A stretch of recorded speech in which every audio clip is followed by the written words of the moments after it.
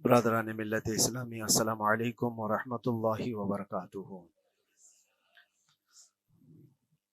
الحمد للہ الحنان المنان الذي خلق الانسان وعلمه البيان، والصلاة والسلام على رسوله سید الانس والجان وعلى آلہ واصحابہ ذوی الخیر والاحسان، اما بعد فاعوذ باللہ من الشیطان الرجیم، بسم اللہ الرحمن الرحیم۔ وَأَمَّا بِنِعْمَةِ رَبِّكَ فَحَدِّثْ، صدق اللہ مولانا العظیم۔ بارگاہ رسالت معاذ صلی اللہ علیہ وسلم میں درود پاک کا ہدیہ پیش کریں۔ اللہم صلی علی سیدنا و مولانا محمد معدن الجود والکرم وآلہ واصحابہ الکرام وابنہ الکریم وبارک وسلم صلاۃ دائمۃ سرمدا ابدا۔ قرآن عظیم میں اللہ رب العزت ارشاد فرماتا ہے، وَقَلِيلٌ مِّنْ عِبَادِيَ الشَّكُورُ، میرے بندوں میں شکر کرنے والے بہت کم ہیں۔ اور یہ بات صحیح ہے کہ بندے پر بے شمار نعمتیں اللہ تعالیٰ عطا کیا ہے، بے شمار ہیں۔ وَإِن تَعُدُّوا نِعْمَتَ اللَّهِ لَا تُحْصُوهَا، اگر تم اللہ کی نعمتوں کو گننا چاہو گے تو شمار نہیں کر سکو گے۔ شیخ سعدی رحمۃ اللہ تعالی علیہ فرماتے ہیں کہ تمہارا ایک سانس لینا بھی نعمت ہے، سانس کا باہر نکالنا بھی نعمت ہے، اور اگر صرف سانسوں کی نعمتوں کا شکر ادا کرنے پر بندہ بیٹھ جائے تو پوری عمر اس کی تمام ہو جائے۔ باقی نعمتوں کا کیا ہے؟ بے شمار نعمتوں سے نوازا ہے اللہ تعالیٰ نے، لیکن انسان کی فطرت میں یہ بھی ہے کہ کبھی ایک چیز کی کمی محسوس ہوتی ہے تو وہ واویلا مچاتا ہے، بہت شور کرتا ہے کہ مجھے یہ تکلیف ہوئی، وہ تکلیف ہوئی۔ اس کے صحت کے زمانے کو وہ یاد نہیں کرتا، مصیبت کے زمانے کو بہت جلدی یاد کرتا ہے۔ اسی لیے شکر گزار بندے بہت کم ہیں۔ عادت یہ ڈال لیں، جب مصیبت آئے، کوئی تکلیف آئے، تو ہمارے اندر یہ احساس پیدا ہو جائے کہ میرے گناہ اس سے بھی بڑی مصیبت کے لائق تھے، اللہ نے کم مصیبت عطا کی۔ جب کوئی بیمار ہو جائے، جب کبھی کسی آفت میں مبتلا ہو جائے تو یقیناً درد تو ہوتا ہے، آدمی سہن نہیں کر پاتا، لیکن احساس دل میں یہ پیدا کرے اگر وہ انصاف کرنے پر آئے رب تبارک و تعالی میرے ہر گناہ کے بدلے بڑی بڑی سزائیں دے سکتا ہے، میں چھوٹی سی سزا میں ملوث ہوں، اللہ کریم اس کا شکر ہے۔ اسی طرح سے میرے عزیزو، ایک بات میں آپ کو بتاتا ہوں، خاص طور پر ہمارے قید کے زمانے میں بہت سارے ایسے قیدی جیل کے اندر جانے کے بعد ان کے حالات ایسے ہو جاتے ہیں، وہ نا امید اور مایوس ہو کر کفریہ جملے بکنے لگ جاتے ہیں۔ ان کے حالات ایسے ہو جاتے ہیں کوئی خدا نہیں، اگر ہوتا تو ہماری سنتا۔ بہت کچھ عبادتیں بھی کرتے ہیں، نہیں جب قبول ہوتی ہے تو مایوس ہو جاتے۔ تو یہ تو اندر کے حالات ہیں، باہر بھی کسی کے ساتھ ایسا ہو سکتا ہے۔ میں تو 10 سال سے دعا کر رہا ہوں، اولاد ہی نہیں ہوئی، کوئی یہ کہتا ہے۔ شادی ہو گئی، 10 سال ہو گئے، بچے نہیں ہو رہے ہیں۔ کوئی یہ کہتا ہے کہ میری بیٹی کا رشتہ ہی نہیں ہو رہا، ہر وظیفہ کر لیا، ہر دعا کر لیا، پھر یہاں سے نا امیدی، نا شکری۔ یہ جملے انسان کو کہاں تک پہنچا دیتے ہیں۔ ایک بات میں آپ کو بتاؤں، مولا علی کرم اللہ وجہہ الکریم کی یہ حکمت بھری بات ہے، ارشاد فرماتے ہیں جب کبھی مصیبت آئے اللہ کی طرف سے تو یہ امتحان ہے یا سزا ہے، کیسے پتا چلے؟ ظاہر سی بات ہے، ہر کوئی یہ کہتا ہے یہ تو اللہ کی طرف سے امتحان ہے، آزمائش۔ ہم بھی اندر تھے تو یہ بار بار احساس دلایا جاتا تھا، اور بعض لوگ یہ کہتے تھے کہ اللہ کی طرف سے آزمائش ہے، امتحان ہے، اس کو گزار لیجیے۔ بعض مرتبہ امتحان ہے اور بعض موقعوں پر سزا ہے، اور سزا کب ہے اور امتحان کب ہے یہ کیسے پتا چلے؟ بہت بڑا فارمولہ ہے۔ مولا علی کرم اللہ وجہہ الکریم فرماتے ہیں جب کبھی تم پر کوئی مصیبت آئے تو یہ دیکھ لینا ان مصیبتوں کے دن میں تم اگر اللہ سے زیادہ قریب ہو گئے ہو، دعا زیادہ کرنے لگ گئے ہو، وظیفے زیادہ کرنے لگ گئے ہو، تو اس کا مطلب ہے کہ اللہ تعالیٰ تم کو امتحان میں رکھا ہے۔ اور اگر مصیبتوں کے آنے کے بعد بندہ دور ہو جاتا ہے اللہ سے، پھر وہ بپھر جاتا ہے، گناہ زیادہ کرنے لگتا ہے، تو سمجھ لو یہ سزا میں ملوث ہے۔ اب سب کی زندگی میں یہ مصیبتیں جب آتی ہیں تو خود اپنے آپ کو ریئلائز کرے، احساس کر کے دیکھے کہ مصیبت آئی ہے تو میرے ہاتھ میں تسبیح آ گئی یا پھر گالی گلوچ، مصیبت یا آفت آئی ہے میرے گھر پر تو میں عبادت اور نماز کی طرف زیادہ جا رہا ہوں یا پھر عیش و عشرت کی طرف زیادہ جا رہا ہوں، تو تمہیں خود پتا چل جائے گا کہ تم اللہ کی طرف سے امتحان میں ہو یا پھر سزا میں ہو۔ میرے عزیزوں، بہت مقامات ایسے ہیں جہاں پر بظاہر مصیبت کی حکمت ہمیں نہیں معلوم ہوتی کہ کیوں آئی یہ مصیبت، کیوں دی گئی ہے ہمیں ایسی تکلیف۔ اسی کا نام تقدیر ہے کہ اللہ تعالیٰ کے لکھے ہوئے پر راضی رہنا یہ مومن کی شان ہے۔ مومن کو ہمہ وقت اللہ تبارک و تعالیٰ کی طرف سے لکھی ہوئی اس تقدیر پر راضی رہنا ہے۔ آپ کو میں ایک بات بتا دوں، حضرت ابو جندل ایک صحابی ہیں، مکہ مکرمہ میں ایمان لائے، رسول پاک صلی اللہ تعالیٰ علیہ وسلم جب ابھی مکہ میں تھے، اس وقت غریب صحابہ کو کفار مکہ، مشرکین مکہ کس طرح سے پکڑ کر مارتے تھے، کیسے کیسی سزائیں دیا کرتے تھے۔ اسی اسنا میں اللہ کے نبی صلی اللہ علیہ وسلم ہجرت کر کے مدینہ تشریف لے گئے، لیکن جو ابو جندل تھے یہ قید میں تھے، قید میں تھے، ان کا باپ خود ان کو قید میں رکھا ہوا تھا، اور ایسی قید کہ زنجیریں بندھی ہوئی رہتی تھی، مسلسل کئی سال گزر گئے۔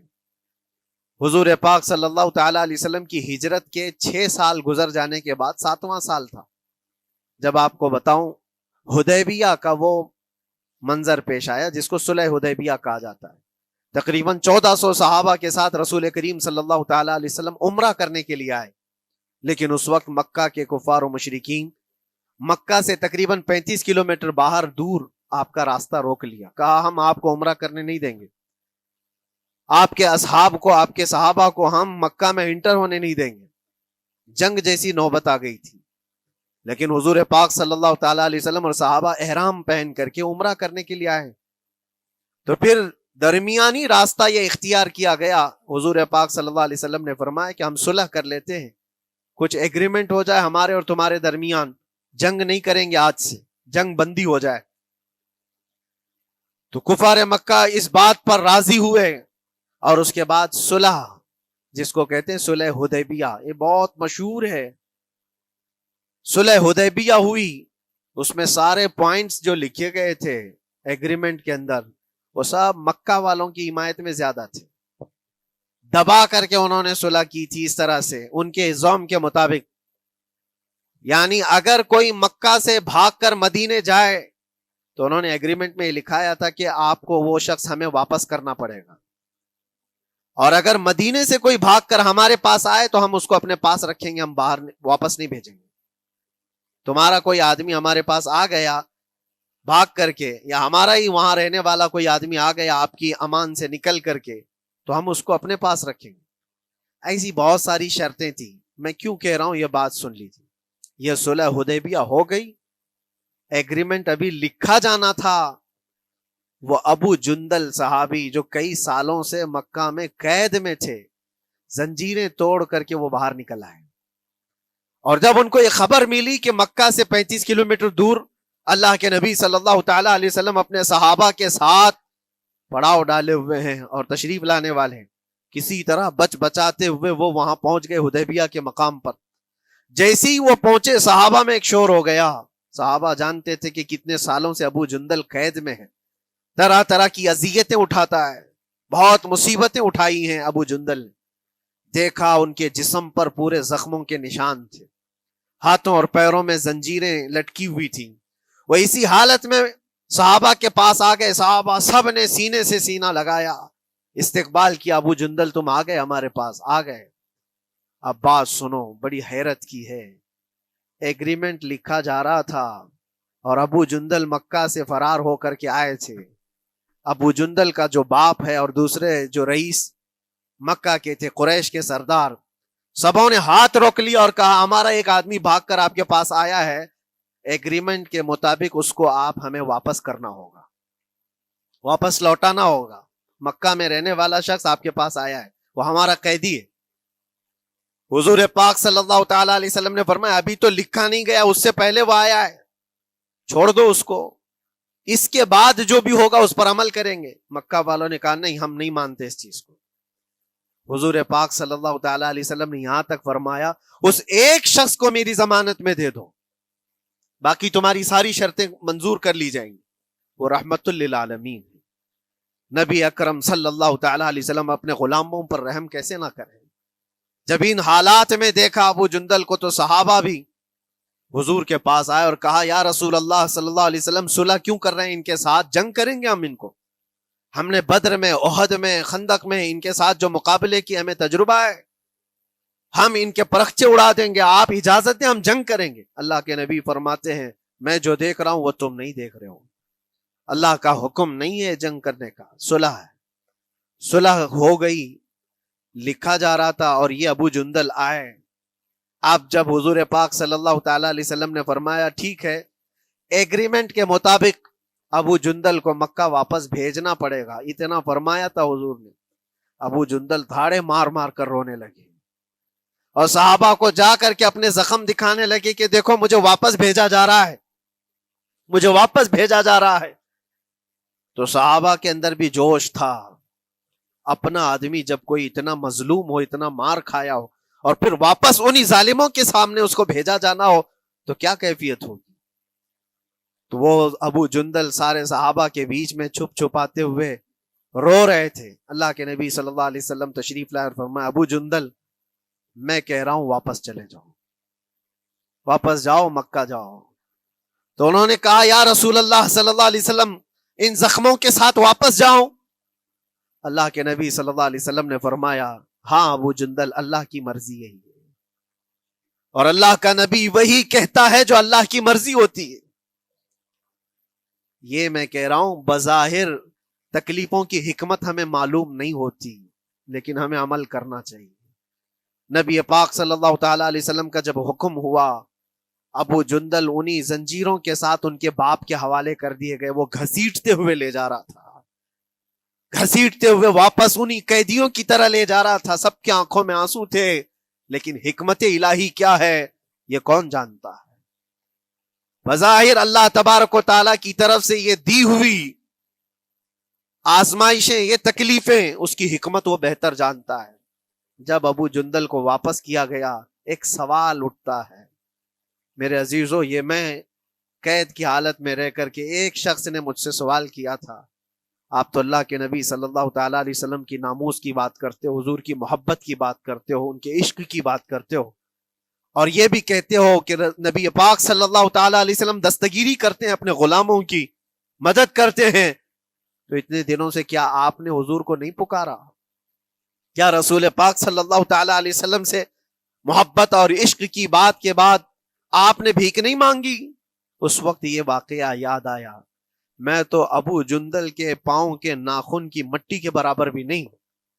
وہ صحابی رسول تقریباً ان کے متعلق کہا گیا ہے 6 سے 8 سال تک وہ ان کی قید میں رہے، تو کیا رسول پاک صلی اللہ علیہ وسلم کو خبر نہیں تھی؟ خبر تھی، لیکن ہوتا ایسا ہے کہ جو جتنی محبت کرتا ہے اتنے ہی امتحانوں سے گزارا بھی جاتا ہے، اس کو امتحان دینے پڑتے ہیں۔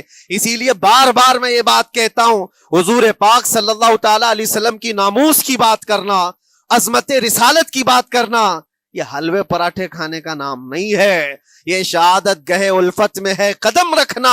لوگ آسان سمجھتے ہیں مسلمان ہونا، حضور پاک صلی اللہ تعالی علیہ وسلم کی شریعت طاہرہ کو بچانے کے لیے ہی تو، حضور کی ناموس کی حفاظت کے لیے ہی تو مولا امام حسین نے اپنی گردن دے دی، اپنے بچوں کی قربانی دے دی، اپنا عیش آرام سب تیاگ دیا۔ یہ ساری قربانیوں کے بعد ہی اس امتحان سے بندہ نکلتا ہے۔ وہ امام احمد بن حنبل جن کے سینے میں 5 لاکھ حدیثیں محفوظ تھیں، رسول پاک صلی اللہ علیہ وسلم کی 5 لاکھ حدیثوں کے حافظ، لیکن بغداد کے ظالم حکمرانوں نے ان کو ننگی پیٹھ پر کوڑے مارے ہیں، پہلی مرتبہ 100 کوڑے، دوسری مرتبہ پھر 100 کوڑے، تیسری مرتبہ پھر 100 کوڑے، اتنے میں تو آدمی مر جاتا ہے۔ امام احمد بن حنبل کی پیٹھ جھک گئی تھی۔ میرے عزیزو، یہی ہے جس کو ہم کہہ رہے شہادت گہے الفت میں ہے قدم رکھنا۔ اگر تم سچا ایمان رکھتے ہو تو پھر آزمائش بھی ہوگی، اللہ کریم قرآن میں فرماتا ہے وَلَيَعْلَمَنَّ اللَّهُ الَّذِينَ صَدَقُوا وَلَيَعْلَمَنَّ الْكَاذِبِينَ، اللہ تبارک و تعالیٰ ضرور آزمائے گا سچا کون ہے اور جھوٹا کون ہے۔ مصیبتیں آئیں گی، آندھیاں آئیں گی، لیکن جمے رہو، ڈٹے رہو، اللہ رب العزت سے کبھی بھی اپنا رشتہ نہ توڑو، اور جو تمہارے اندر ایمان ہے، توکل اور یقین ہے، ذرا برابر بھی فرق آنے نہ پائے۔ آج نہیں قبول ہوئی کل ہوگی، کل نہیں قبول ہوئی پرسوں ہوگی، کبھی نہ کبھی تو دعا قبول ہوگی۔ دنیا داروں کے دروازے کھٹکھٹاتے ہیں تو ایک نہ ایک دن دروازہ کھلتا ہے، وہ ارحم الراحمین ہے، وہ ارحم الراحمین ہے، دروازے کھولتا ہے، لیکن وہ بہتر جانتا ہے کس وقت دروازہ کھلنا چاہیے۔ ہم اپنی مرضی کے مطابق رب کو نہیں چلا سکتے، مولا تعالیٰ جیسا چاہے ہمیں ویسا چلنا چاہیے۔ ایک بات اور میں بتا دوں سید، یہ تو دوسرے لوگوں کی بات ہے جس میں ہمارے قصور ہیں، ہمارے جرم ہیں، ہمارے گناہ ہیں، جس کی وجہ سے مصیبتیں آئیں گی، لیکن اللہ کے نبی کا کوئی گناہ نہیں ہوتا۔ جو نبی ہوتے ہیں وہ معصوم ہوتے ہیں۔ سیدنا یوسف علیہ الصلوۃ والتسلیم اللہ کے نبی، اللہ کے نبی ابراہیم علیہ السلام کے بیٹے اسحاق علیہ السلام، اسحاق علیہ السلام کے بیٹے یعقوب علیہ السلام، یعقوب علیہ السلام کے بیٹے یوسف علیہ السلام، جن کی نسل میں انبیاء کرام، جو پورا خاندان نبوت کا ہے، وہ یوسف علیہ السلام کن کن مقامات سے گزارے گئے۔ پہلے بھائیوں نے کنویں میں پھینک دیا، اور اس کے بعد اس زہریلے کنویں سے وہ نکالے گئے۔ جنگل میں کوئی نہیں تھا جب ان کے بھائیوں نے کنویں میں پھینکا تھا۔ اس وقت ایک قافلہ جا رہا تھا، انہوں نے ڈول ڈال کر کے نکال لیا اور پھر لے کر کے گئے۔ یہاں سے کنویں سے تو نکالے، لیکن آگے کی زندگی کیا ہے؟ مصر کے بازار میں لے جا کر قافلے والوں نے بیچ دیا۔ یوسف علیہ السلام پھر خریدے گئے، کس کے ہاں؟ عزیز مصر، بادشاہ مصر کے گھر میں، اور وہاں پر زلیخا آپ پر فدا ہوئی۔ پھر آپ پر الزام بھی لگایا گیا، اور اس الزام کی بنیاد پر آپ کو جیل بھیجا گیا۔ اللہ کے نبی کے دامن پر پیوند تو ہو سکتا ہے، دھبا نہیں ہوتا۔ کسی گناہ کا تصور بھی وہ نہیں کرتے، وہ معصوم ہوتے ہیں، لیکن بغیر کسی قصور کے، بغیر کسی جرم کے آپ کو جیل بھیجا گیا۔ یوسف علیہ الصلوۃ والتسلیم جیل جب گئے، وہ نبی ہو کر کے، اور اس کے بعد دن کٹتے رہے۔ دن کیسے؟ ہفتے، ہفتے کیا مہینے، مہینے کیا سال۔ یوسف علیہ الصلوۃ والتسلیم کے 7 سال گزر گئے۔ جب کبھی کسی انوسینٹ کو، بے قصور آدمی کو تکلیف دی جاتی ہے تو اس کو احساس زیادہ ہوتا ہے، اور جرم کی وجہ سے جب کوئی تکلیف میں آتا ہے تو کمپرومائز کر لیتا ہے، میں ایسا غلطی کیا تھا، مجھے یہ جھیلنا پڑ رہا ہے۔ لیکن جس کا جرم ہی نہیں، نہ کردہ گناہ کی سزا جب دی جاتی ہے، بندہ بہت بکھر جاتا ہے، ٹوٹ جاتا ہے۔ لیکن وہ اللہ کے نبی تھے، توکل کیسا تھا، یقین کیسا تھا، صبر کے ساتھ نکالے۔ لیکن ایک بہت پیاری بات ہمیں ملتی ہے میرے عزیزوں، وہاں قیدی اور بھی تھے، اور یوسف علیہ السلام کو اللہ تعالیٰ نے ایک معجزہ عطا کیا تھا۔ وہ خوابوں کی تعبیر سچی سچی بتاتے تھے۔ خواب کی تعبیر ہوا کرتی ہے، جو بھی خواب دیکھتا ہے آدمی، اس میں اشارہ ہوتا ہے اللہ کی طرف سے۔ تو 2 قیدیوں نے خواب دیکھا تھا، یہ قرآن پاک کے سورہ یوسف میں پورا موجود ہے، 12ویں پارے میں۔ 2 قیدیوں نے خواب دیکھا، اپنا اپنا خواب انہوں نے بیان کیا یوسف علیہ السلام کو۔ ایک قیدی نے دیکھا کہ وہ سر پر روٹیاں رکھ کر کے لے جا رہا ہے اور پرندے نوچ نوچ کر کھا رہے ہیں۔ دوسرے نے دیکھا کہ وہ انگوروں کو نچوڑ کر کے اس کے رس پی رہا ہے۔ تو انہوں نے بتایا یوسف علیہ السلام کے پاس، ایسا ایسا ہم نے خواب دیکھا ہے، اس کی تعبیر کیا ہو سکتی ہے؟ سیدنا یوسف علیہ السلام فرماتے ہیں، میں دونوں کے خواب کی تعبیر بتاؤں گا، لیکن اس میں سے ایک بندہ، اس سے آپ نے کہا تو وعدہ کر کے میرا بھی کام کرے گا، میرا بھی ایک کام ہے، تو کرے گا۔ 7 سال گزر گئے تھے، جو بادشاہ مصر تھا وہ بھی بدل چکا تھا، جس نے قید میں ڈالا تھا وہ ختم ہو گیا، دوسرا آیا، تیسرا آیا، جو بھی آیا، لیکن حکومت بدلی ہوئی تھی۔ تو خواب کی تعبیر بتانے سے پہلے ایک قیدی سے یوسف علیہ السلام نے کہا کہ میرا کام تو کرے گا؟ اس نے کہا ہاں، آپ جو کہیں گے میں کروں گا۔ تو سنو، تعبیر یہ ہے، جس کے سر پر روٹیاں رکھی ہوئی اور کوے کھا رہے تھے یا پرندے کھا رہے تھے، اس کی تعبیر یہ ہے کہ عنقریب تجھ کو موت کی سزا سنائی جائے گی۔ وہ غمگین تھا۔ دوسرے سے کہا تو انگور کے رس نچوڑ کر پی رہا تھا، تیرے خواب کی تعبیر یہ ہے کہ عنقریب تجھ کو رہا کر دیا جائے گا۔ تو آزاد ہوگا، اور تجھ سے ہی میرا کام یہ ہے کہ آزاد ہو کر جائے گا تو تو موجودہ وقت کے جو بادشاہ ہے، شاید اس کی فوج میں شامل ہو جائے یا اس کے سپاہیوں میں وزیروں میں، تو میری یہ بات اس تک پہنچا دینا، پچھلے 7 سالوں سے بے گناہ بے قصور ایک قیدی اندر ہے، اس کو آزاد کر دیا جائے، اس کو آزاد کر دیا جائے۔ اس نے کہا بالکل، اگر میں چھوٹا تو آپ کا ایک کام ضرور کروں گا۔ سنیے بات، چند دن نہیں گزرے تھے کہ اس ایک قیدی کو موت کی سزا ہو گئی، اس کو موت کی سزا سنائی گئی اور پھانسی ہو گئی۔ دوسرا یہ جو قیدی جس کو آپ نے رہائی کی خوشخبری دی تھی، اس کی بھی رہائی کی خوشخبری آ گئی، وہ آزاد ہو گیا۔ لیکن قرآن پاک میں ہے، آزاد ہو کر جب جاتا ہے آدمی تو پچھلا بھول جاتا ہے۔ اکثر ایسا ہی ہوتا ہے، کیا جیل کے دوست کون تھے کیا تھے کچھ پتا نہیں، اور آدمی تو یہ سوچتا ہے دوبارہ کبھی ادھر کے دروازے کو بھی نہ دیکھو، آیا اور بھول گیا۔ یوسف علیہ السلام نے جو کام دیا تھا وہ بھول گیا، یہاں تک کہ قرآن میں اللہ فرماتا کئی سال گزر گئے، 1-2 دن نہیں، سالوں گزر گئے، اور وہ بادشاہ کی فوج میں شامل تھا یا بادشاہ کے مصاحبین میں شامل تھا، قریبی لوگوں میں۔ ایک زمانے کے بعد مدت ہوئی، اور اس وقت سوچیے آپ کتنا وقت حضرت یوسف علیہ السلام نے کاٹا ہوگا۔ ایک دن آپ بے اختیار رو پڑے اللہ کی بارگاہ میں۔ یہ میں آپ کو بتا رہا ہوں، کبھی کبھار انسانی فطرت کا تقاضا ہے، اللہ تبارک و تعالیٰ کی بارگاہ میں رو پڑے اور کہا اے رب العالمین، اے ارحم الراحمین، یہ دن کب ختم ہوں گے؟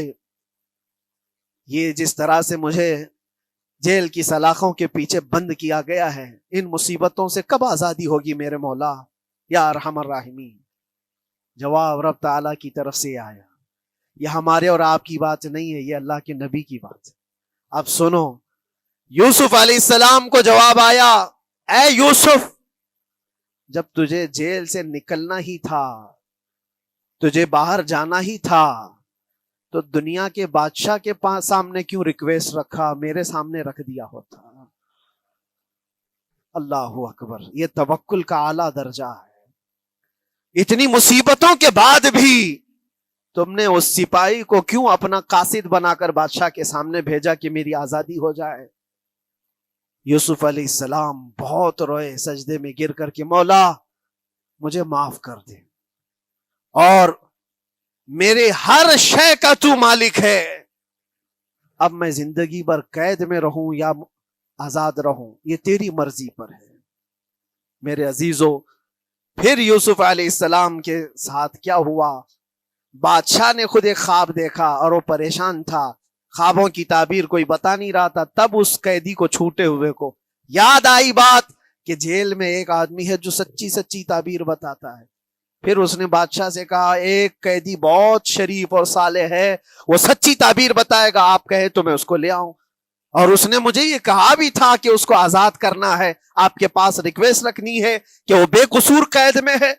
بادشاہ نے معلومات حاصل کی اور اس کے بعد پروانہ دے دیا کہ اس قیدی کو آزاد کیا جائے جس کو بے قصور رکھا گیا ہے، اور میرے خواب کی تعبیر بتائی جائے۔ یوسف علیہ الصلوۃ والتسلیم کو لوگ آئے لینے کے لیے۔ اب یہاں منظر اور ہے میرے عزیزوں، کہا کہ بادشاہ نے خواب دیکھا، اس کی تعبیر بتائے۔ آپ نے تعبیر تو بتا دی کہ کیا ہونے والا ہے اگلے 7 سالوں میں بادشاہ کے ساتھ، یہ ساری تعبیر بتائی، لیکن جب آزاد کرنے کی بات آئی تو آپ نے کہا رہنے دو، اب مجھے قید